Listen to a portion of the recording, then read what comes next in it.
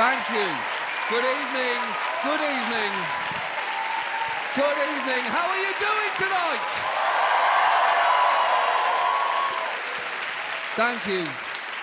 We have some astonishing comedians for you tonight. Now, I just got back from Pittsburgh a while ago. I was there for the G20 summit and associated riots. And I have a soft spot for protest. I love protest is inherently childish. I think that's why I like it. Everyone's first experience of civil disobedience comes at exactly the same point in our lives. I think it's when we all look our parents straight in the eyes for the first time and say, "I'm not eating that. Make me something else."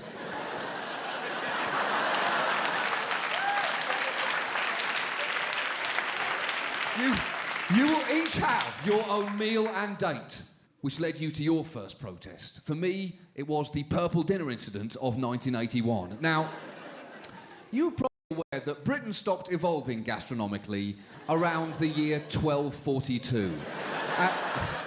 And Purple Dinner was an invention of my mom's, and it was a red cabbage-based meatloaf. Now, exactly. It was served twice in my household. The first time, I burst into tears. And the second time, I decided, no, not again, not here, not today. No! And I said to my mom, no way was that going into my little face. And I was sent to the front room to cry, sulk, and play Connect 4 against myself. I'm not sure the third was technically allowed, but I'd become a political outlaw at that stage, and the rule book meant nothing to me anymore. But while I was there, I started fantasising that maybe outside the window, the entire neighbourhood's children would gather outside to hold a candlelit vigil to free the Purple Dinner one. That didn't happen. What did happen was Purple Dinner was never served in my household ever again. Protest are inspirational. The most inspirational protest I've ever heard of actually happened in Britain as well. A 13-year-old boy, somehow, no one knows how, managed to paint the outline of a 60-foot penis on the roof of his parents' house. It lay there undetected for 8 years until the invention of Google Maps. My favourite part of this story, other than absolutely everything about it, everything, is this. I like to think that helped him get through his awkward teenage years. Anyway, he didn't need his parents to know it was there. He just needed to know it was there.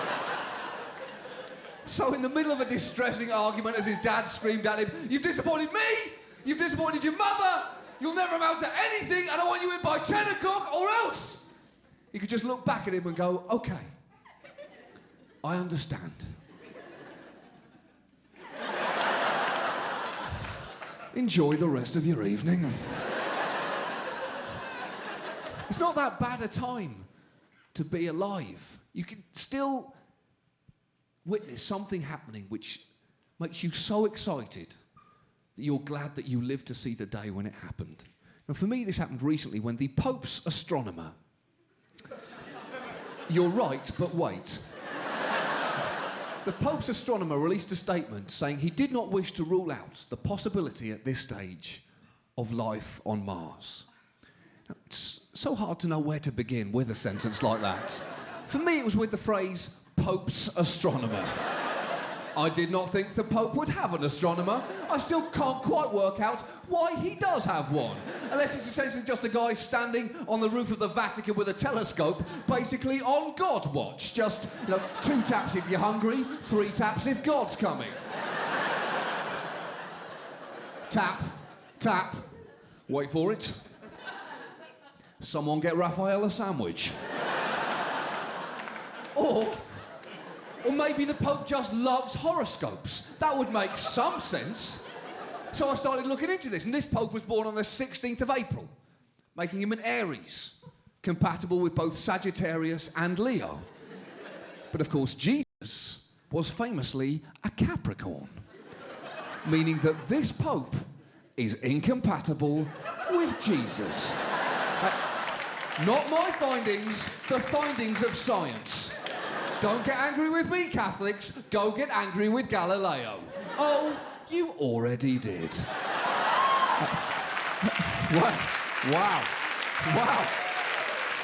Wow. An applause break for a Galileo joke. Well played. I doff my imaginary cap to you. Now, it's hard to know how to end any set, just as it's hard to know how to end a life. Yes, that came out a little bleaker than I intended it to. Well spotted. Truly, it's hard to get your last words exactly right. Now, Karl Marx's last words were taken down by his housekeeper. She realised he was dying and ran in to take down his final statement. And his final words, you can check it, this is true with this. He said, "No, get out of my bedroom." Last words are for those who have not yet said enough in life. Quite a profound thought. But his heart must have sank as he saw her writing that down and realising that for the rest of time he was going to sound a bit testy.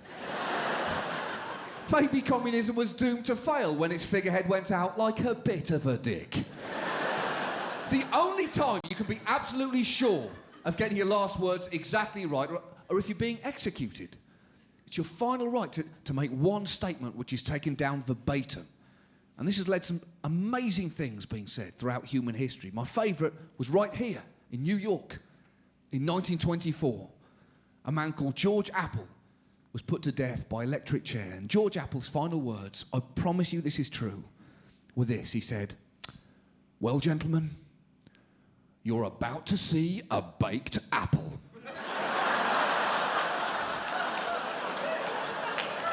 I do not have that commitment to comedy that he did. And it's my job. He could have said anything at that moment. He could have railed against the system that was ripping his life from him. But no, he decided to end on a terrible pun. And I think he should have been let go for that and that alone. We cannot afford to lose people of that calibre. Maybe he just needed a friendly there with a miniature drum kit and a hooter. It's a tough gig, an execution chamber. You have to warm that crowd up. Well, gentlemen, you're about to see a baked apple. Stick a fork in me, I'm done. Honk, honk. You've been great, execution chamber. I'm out of here.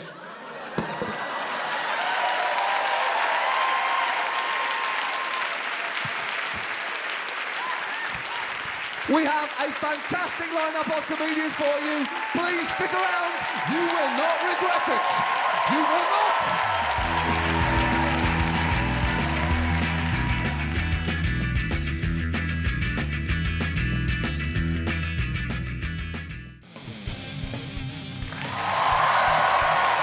Welcome back to the show. Keep that energy going for the magnificent Chris Hardwick.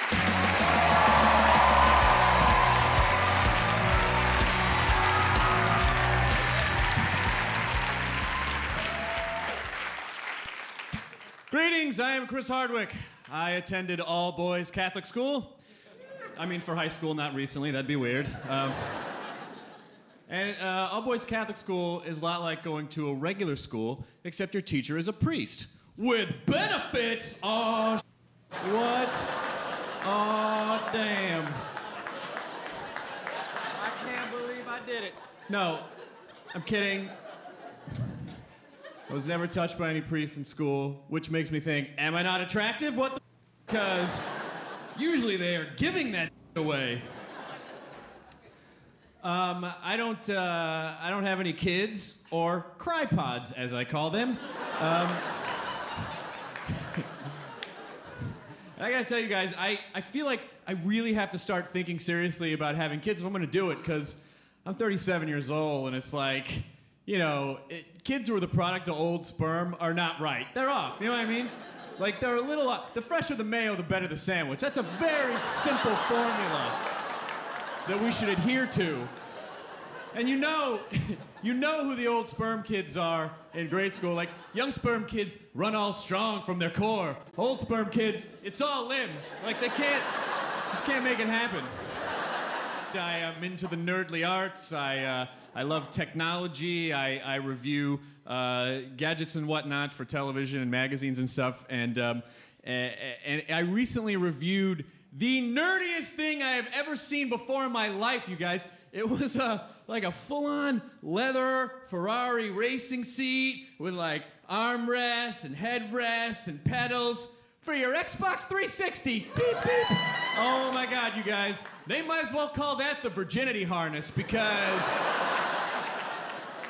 you will never be inside a woman if she sees that in your living room.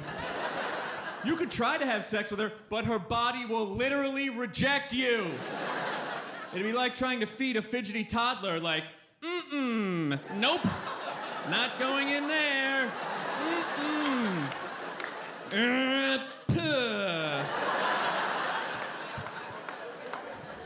If you ever want to see a vagina swivel on its axis, that's the way to do it.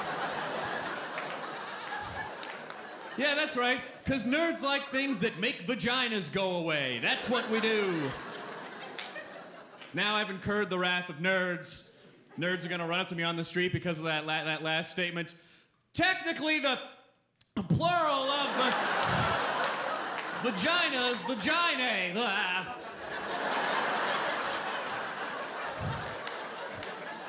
Then he'll scamper off into a crevice and shiver because nerds don't fight.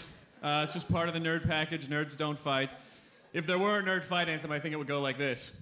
Nerd fight, there's no physical contact. Nerd fight, internalize emotions and go home and masturbate out of anger. Like, yes, I'm a grown man talking about vaginas to strangers. 37 years old. It's weird. I feel myself getting older in ways. Because, you know, some people think 30 is going to be a big deal. And if you're about to turn 30, I'm here to tell you 30 is not a big deal at all, you guys. Totally cool.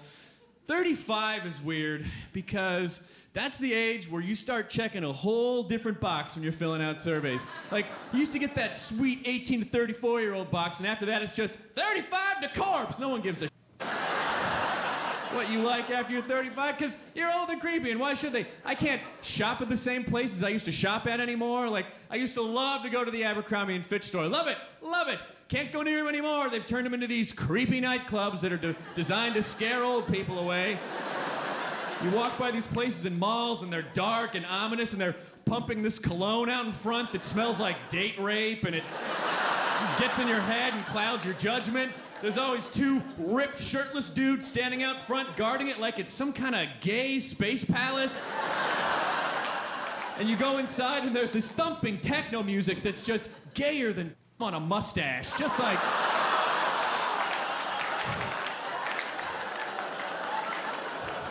Not a judgment, not a judgment. But you really expect to go inside and see people sipping appletinis while doing coke off mannequins' asses, while vampires are feeding on Asian schoolgirls in the dressing rooms, while the ghost of Oscar Wilde is the ghost of Andy Warhol on the back of a unicorn with a for a horn shooting rainbows onto a Project Runway marathon. All right, thanks a lot, you guys. Good night.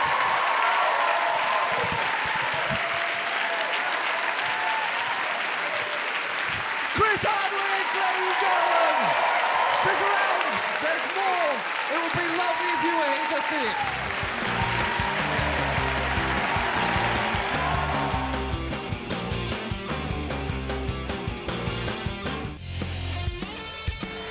Welcome back. And keep that applause going for the magnificent Nick Kroll is here. Nick Kroll.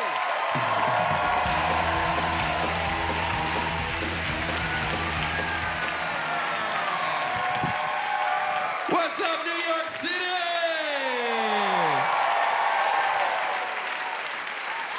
Let's get to it, guys. Dogs versus cats. Dogs versus cats. Which is it, dogs or cats? All right, who said cats? Okay, you're wrong. Okay. Cats are the worst. Cats are the worst. They are the worst. Give it up, yes. Thank you, I will take it. They are the worst. They're so ungrateful, they're terrible, they're cold and indifferent, which ironically is what I hate in cats, is what I love about women. I don't like being around them. I feel like they're just not like a cat. Like a dog will bring you a newspaper, right? A cat will be like, "Oh, I thought you wanted me to bring you a decapitated rat carcass." I live in LA now, which means I drive around all the time, and I love driving because it means I get to listen to the radio, and by far my favorite thing to listen to the radio is Latin radio, because those dudes are having the best time of anybody. It's like, "Bienvenidos, damas y caballeros, a 911.9. El sangre de Los Ángeles. Yo soy el chupacabra. Cucuricu, cucuricu." You can listen to us at our website at 911.9.com. All right, let's take a caller. First caller, you on the air. Hola, yo soy a baby. Okay, we got a baby on the phone. ¿Qué pasa, baby? ¿Qué pasa, baby?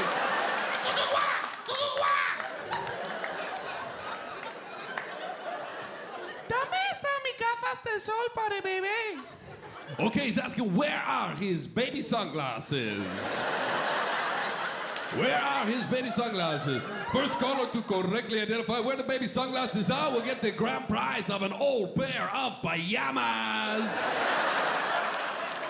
The first joke of the day comes from Alejandro in Argentina. He writes, "How many Bolivians does it take to screw in a light bulb?" 0, because they have no electricity.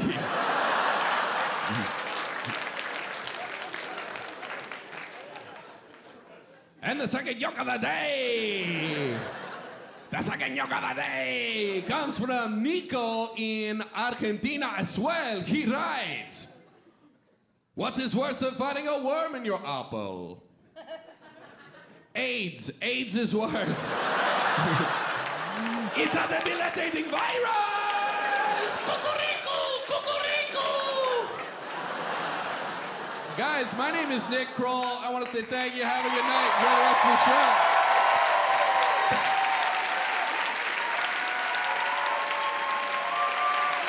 Nick Kroll! We'll be right back. We'll be right back.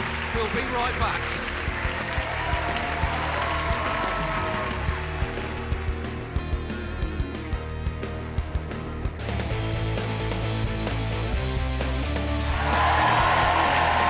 Welcome back from the break. And please enjoy Matt Brunga!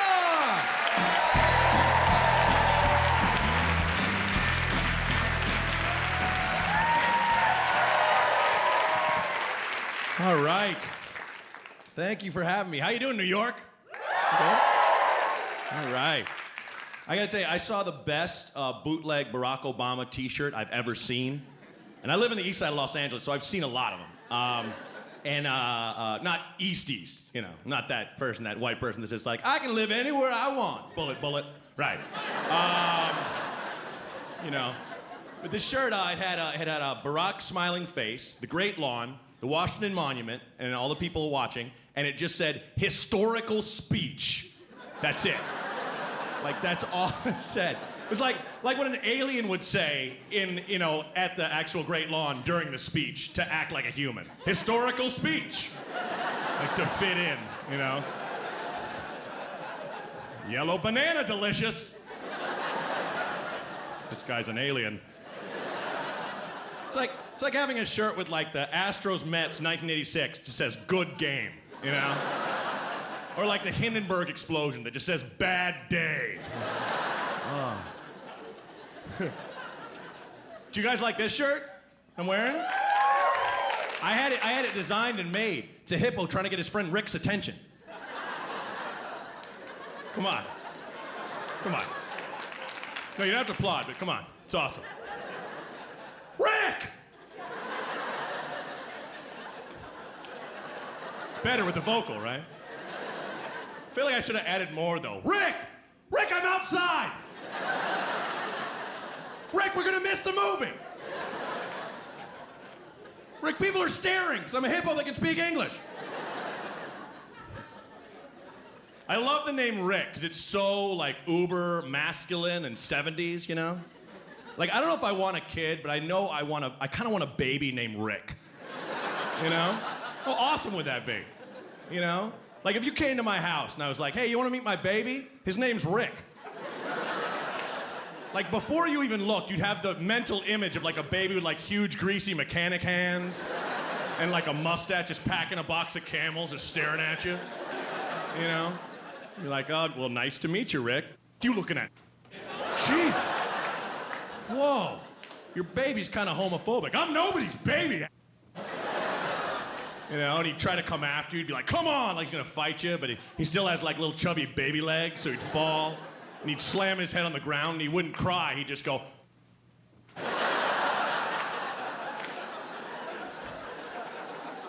My head! Christ! You ever think, like, give thanks that certain things don't exist to make your own life feel better? You know? Like, not a lot of money in my bank account, but at least there's no Godzilla, right? At least that doesn't happen. That would suck. I'm like that with cherubs, you know? Flying babies. You know what I mean? Cherubim. That'd be horrible. That'd be horrible. Like, I had a girlfriend once, believe it, and I was in Italy, believe that too. What are you doing? And we're walking around this church, right? And there's all these paintings of cherubs, you know, and they're doing nice things like carrying grapes. So there's two of them, they have a blanket, you know.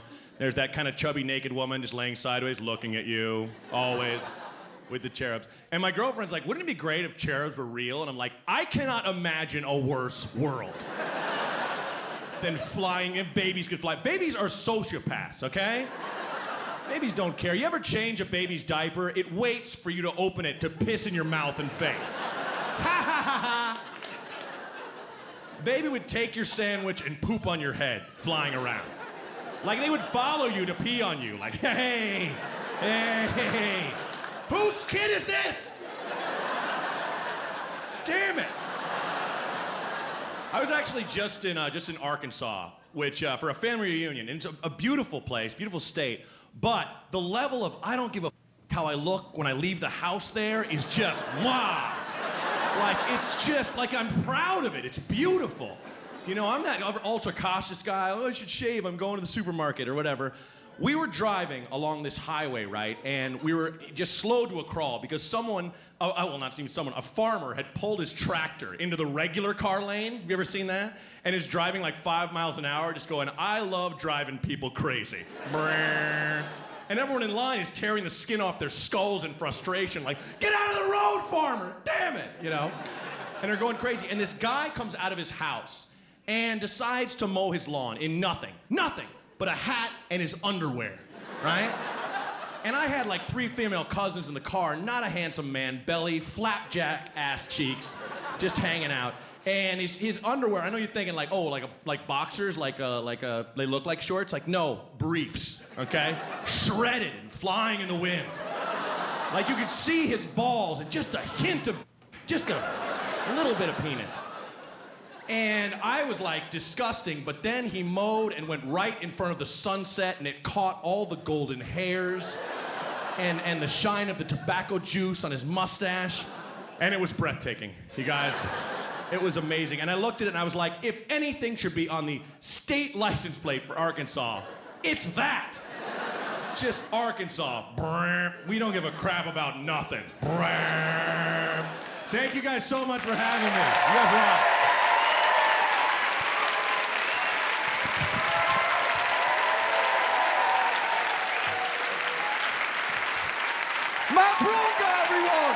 This is not over. This is not over.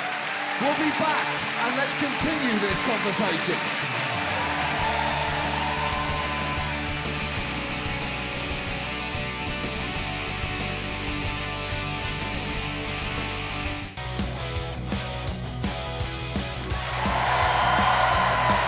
Welcome back. I absolutely love this next act. Please welcome Kristen Schaal.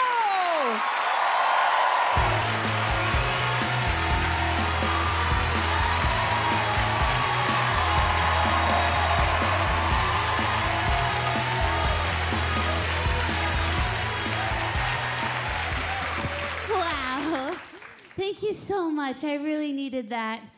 I have been on edge all day ever since I saw this abandoned backpack on the corner of Mercer and Houston. And I just kept it to myself.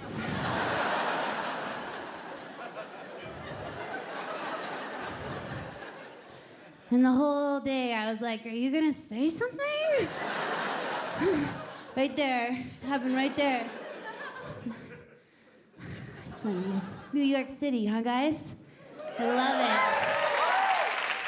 I love this city. I think if you live in this city of dreams, it is impossible to have a bad day here. I really think that, I do. Even if, let's just say that something goes awry in your day, and you're like riding your bike or something, and then someone hits you with their car, or whatever, you know. At least you can lay out and enjoy those bright lights while you wait for the ambulance. Am I right? Am I right? Am I right, New York City? Am I? Am I right? Am I right, sir? Because I hit a guy on his bike today. And I just kept driving. I was just too excited about this show. I've been looking forward to it. I've been going through my roster of funny facial expressions. Just like,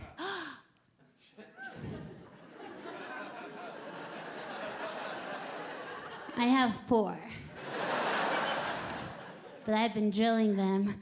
And I wanted to make sure that my act was family friendly for tonight, but I don't have babies. So I thought that maybe I could pretend that I had babies, and that way I could appeal to the people in the audience who have babies and to the people who like to pretend they have babies. Huh? So let's give it a go. So I've got this baby.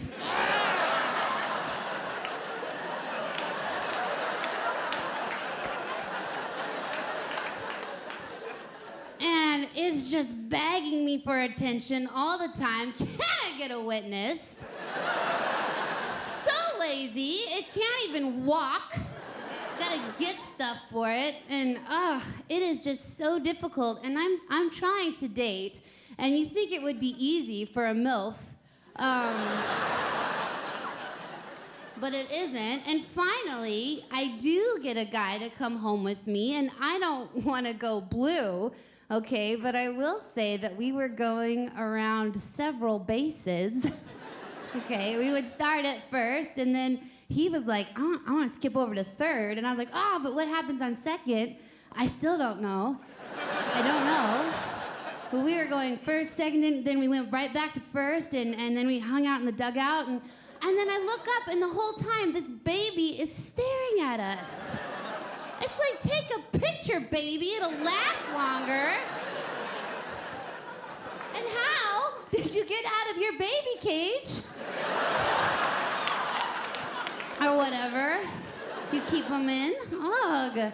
Now, my baby was born a twin set, so I had to eat the other one. Naturally. Now, that joke is special because that is specifically for any panda bears that are in the audience tonight. Yeah. You're cute, but you're an animal. So, I also prepared some character work for tonight because I just want to show everyone how versatile I can be as an actress. So I hope that you enjoy this character.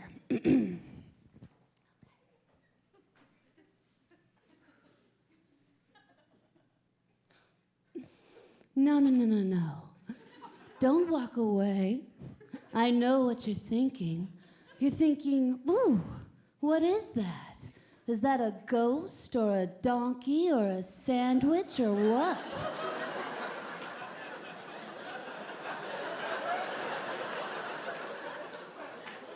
Because it certainly couldn't be a sexy librarian.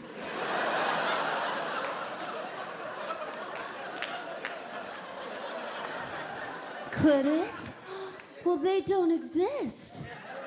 Do they? Well, guess what? They do.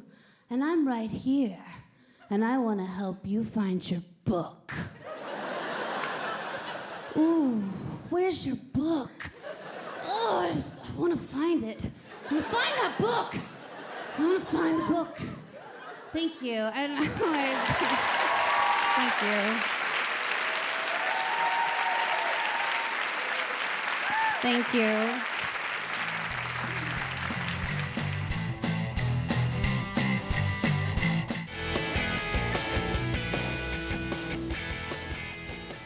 The story of how I was born is pretty incredible. My mom and my dad met when my dad was fighting in the Persian Gulf War, the great one. And he was fighting harder than he's ever fought in his entire life, but he still got captured by the Persians. So, yeah, harrowing. So what they did to my dad is they drug him to this abandoned warehouse where they demanded that he reveal all of the American secrets. There's only one, but it's a good one. And I'm not going to say it out loud because this show is being hosted by a foreigner. But we know what it is. So he refused to reveal the secret, and they ordered him to strip down to his underwear. And my dad wore these tighty-whitey boxer briefs with these French cuts up the side here. Do they still make those? And he has this incredible tattoo of a bald eagle just spread across his chest, and it's giving birth to a coyote. Right here. And the coyote is just fresh to the world and dripping with placenta, and it's starving, so it is going to town on the stomach of a deer, just eating it, and the entrails of the deer are just peeking out ever so subtly from the French cuts up the side. So that's my dad. And even in his statuesque yet vulnerable state, he still refused to reveal the secret, thank God. So what they did was they strapped him into a chair so that he couldn't move a muscle, and they installed a faucet over his head that would drip just one drop of water methodically on his forehead so that he would lose his mind. It's called Chinese water torture, for all of you that are not Chinese. The torture that they are coming up with in China is so creative. They have this other method where they'll take a bamboo and they'll plant it in your anus and just let it grow. So patient. Man, watch out for China, I say. They have all the ambition as we do, but none of the heart. So there was my dad. Now, just in case you're out there sitting there thinking, I don't think this story is true. I think she's making this up. Well, I tell you what, I brought my dad here tonight to do a dramatic reenactment to prove to you that it happened. So if my dad, Carl Schaal, if he could come out. My dad. Okay, slow down, guys, slow down. Okay, so Dad, so you were sitting like you were. Remember how you were tied up? Now, Dad, I thought that we agreed that you'd come out without your shirt so that they could see the tattoo. Okay, I guess the world's not ready. Okay, so there you were tied down, right? And there was a drip just coming down, driving you nuts, right, Dad? And you wouldn't reveal the secret. And what's the secret, Dad? He's good. So patriotic. Okay, so there's my dad, and he's just losing his mind. God, that must have been awful for you. Okay, and then on the fourth night, my mom, who was the enemy, snuck into the warehouse. And yes, I did bring my mom, Pam Schaal, if she could come out. She is, okay. Your mom, all right. So, now, Mom, so you were the enemy, right? And you snuck in, and you were just overcome by Dad's courage and his ink, right?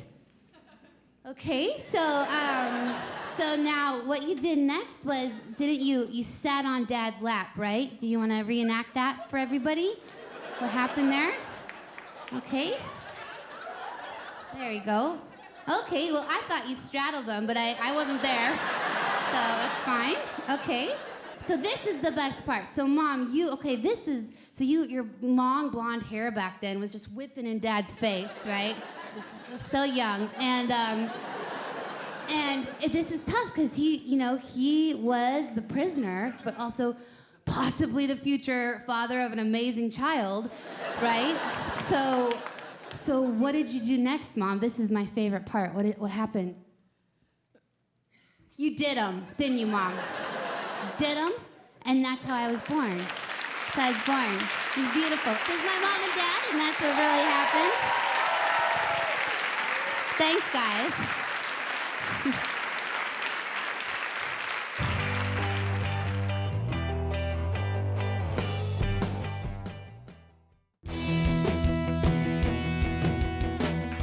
Okay, now, before I leave tonight, I just want you guys to know that I am a very prolific playwright. And in New York City, we like to, when we're done with our we'll just throw it on the ground. And, because we're artists. So, the other day, I tripped over a mattress on the street, and I thought, wow, what is the story of this mattress? And that's how I came up with my one-woman show, Inside the Mattress. So I want to do the first act for you tonight, just to get a buzz out there, and who knows, Broadway for all three. Okay, so this is called Inside the Mattress. Okay.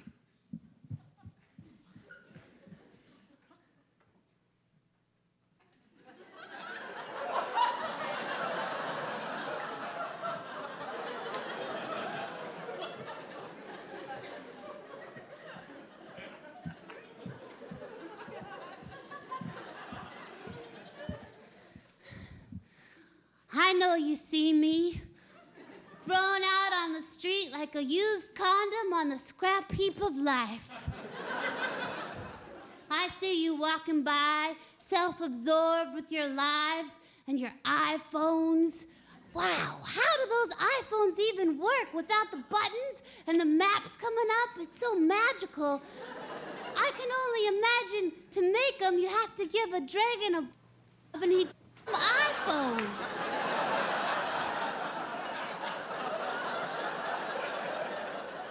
Guess I'll never know. Yeah, keep walking. I wouldn't want to talk to a dirty old mattress either. Well, there is one mattress I'd like to talk to, my twin brother. I never got to meet my twin. That's all right. I was rarely alone. The first person to sleep on me was a college kid named Clay. Clay was afraid of college, afraid of being away from home, afraid of life, really. Every night he'd cry himself to sleep, and I'd soak up his tears.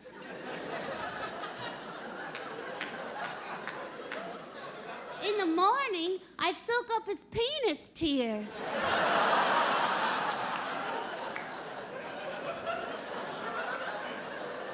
We had a deal. Well, after that, Clay passed me on to a bad man named John. John used me and my pillow friend Sal to kill somebody. I'm just glad that I'm not made out of memory foam. Ooh, it sure is cold out here. Colder than a witch's tit. And you know why witches' tits are so cold. It's because they're witches and they're hateful.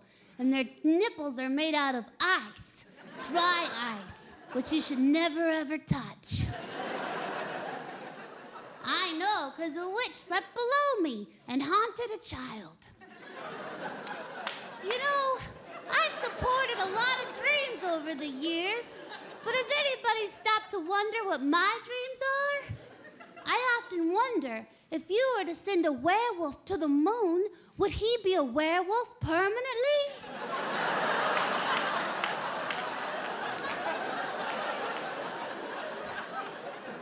Thank you.